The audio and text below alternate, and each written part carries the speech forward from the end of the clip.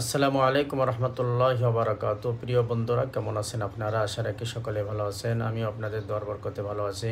তো আমি আবারও আপনাদের মাঝে চলে আসলাম একটা গোপন আমল আলোচনা করার জন্য। এই ধরনের আমল কেউ শেখায় না, শেখাবেও না।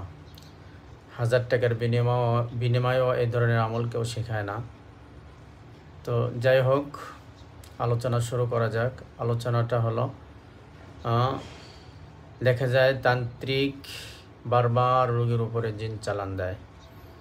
এই ক্ষেত্রে রোগী অসুস্থ থাকে, মোদাব্বিরও হয়রান হয়ে যায়, পরেশান হয়ে যায় যে কি করবে সে। এই ক্ষেত্রে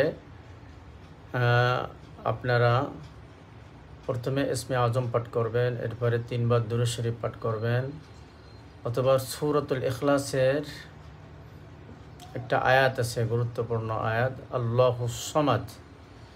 এই আল্লাহুস সামাদ বারবার পড়তে থাকবেন আর রোগীর শরীরে দম করতে থাকবেন।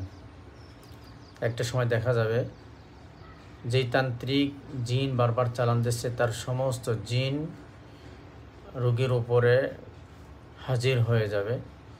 তো তখন আপনি আবার 3 মর্তবা দুরূদ শরীফ পাঠ করে রোগীর উপরে ফু দেবেন, দিয়ে ওই জিনদের সাথে আপনি কথা বলবেন। কথা বলে আপনার ইচ্ছা, আপনি ইচ্ছা করলে এদেরকে হত্যা করে দিতে পারবেন, বন্দিও করতে পারবেন। তো এই ছিল আজকের আলোচনা।